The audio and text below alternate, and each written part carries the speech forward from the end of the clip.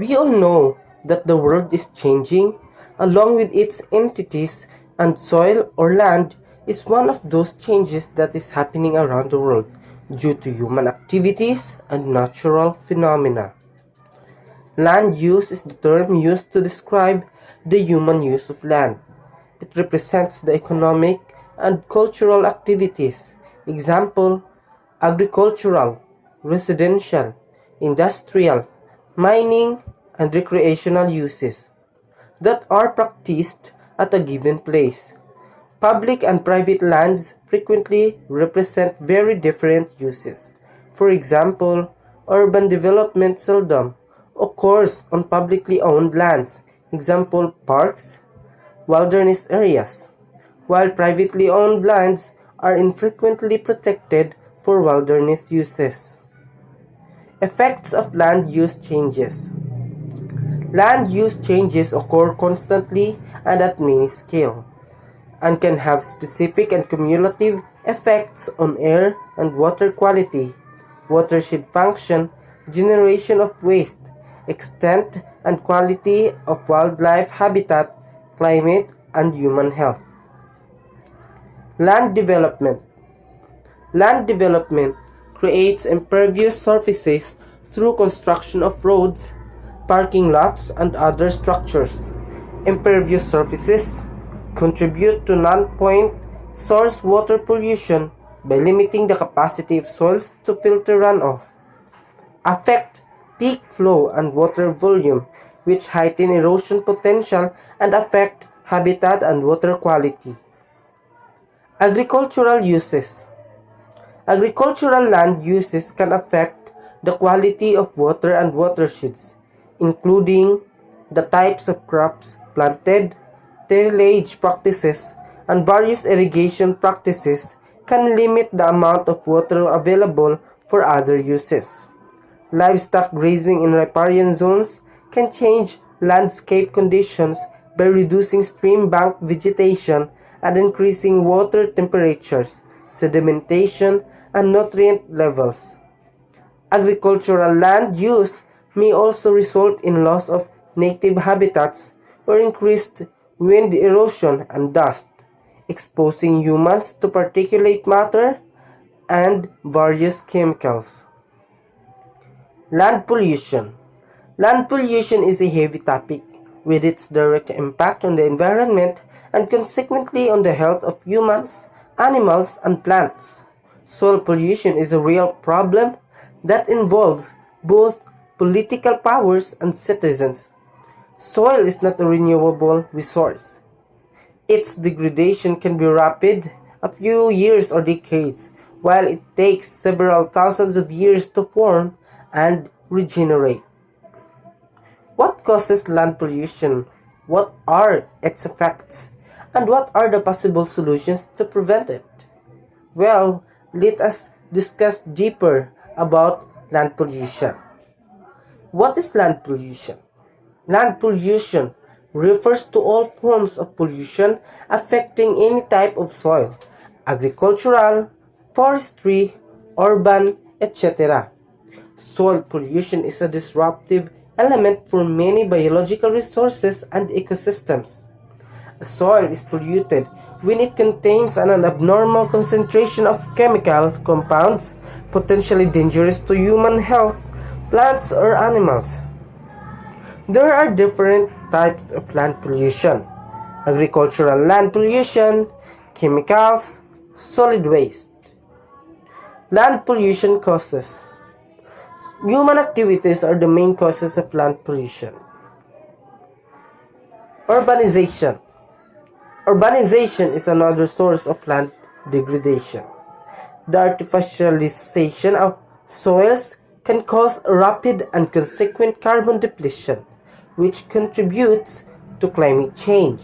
Besides, it fragments natural habitats, ecosystems, and landscapes, affecting biodiversity. Is land degradation only resulting from human activities?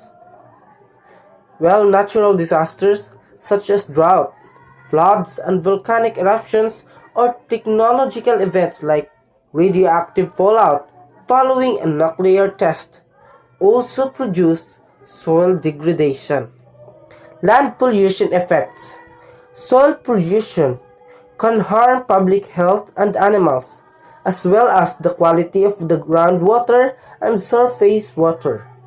Its effects are of several kinds, namely deferred or immediate, but also direct or indirect. On the environment, contamination of groundwater, loss of topsoil, water nutrient enrichment, and increased risk of wildfires because of the dry conditions created by the pollutants in the soil are among the consequences of land pollution. On wildlife, as land pollution and soil erosion progress, animals are forced to shift habitats and adapt new conditions. As a result, some species are at risk of extinction. Land pollution prevention. How to solve land pollution?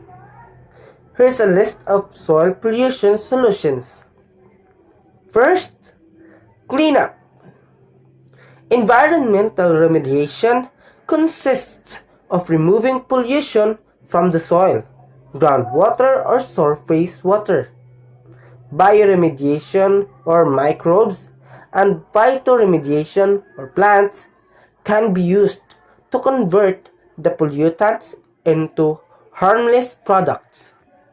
These are natural solutions that need to be supported by in-depth actions. Second, green agriculture. Sustainable agriculture is essential as it is meant to control the impact on the cultivated environment by minimizing the external contribution, which is phytosanitary products, by diversifying the cultures, and by using biological treatments. Third, sustainable forest management. Conservation of the forests is key. Without the protection of the trees, the land becomes dry and starts to erode. Therefore, sustainable forestry or logging is crucial to saving the soil from pollution. Fourth, proper waste disposal. Be it for industrial or household waste, efficient waste disposal is one of the most effective ways of curbing land pollution. This especially applies to toxic and hazardous waste disposal.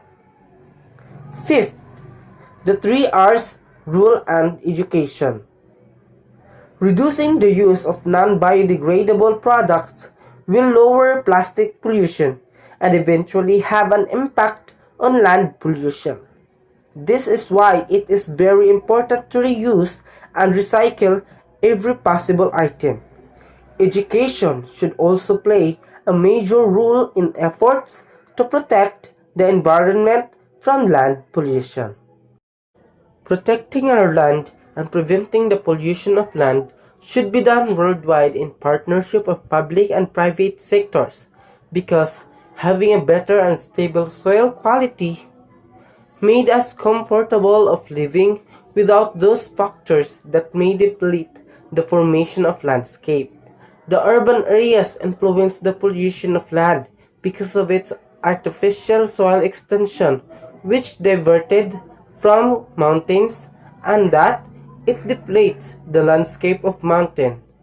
Also, from irresponsible industries that produce or spill chemicals on lands which makes land contaminated. Moreover, natural disasters could make the soil or land become polluted. Our immediate action to our motherland must be intensified towards renovation and regeneration of our land where we are standing at the moment.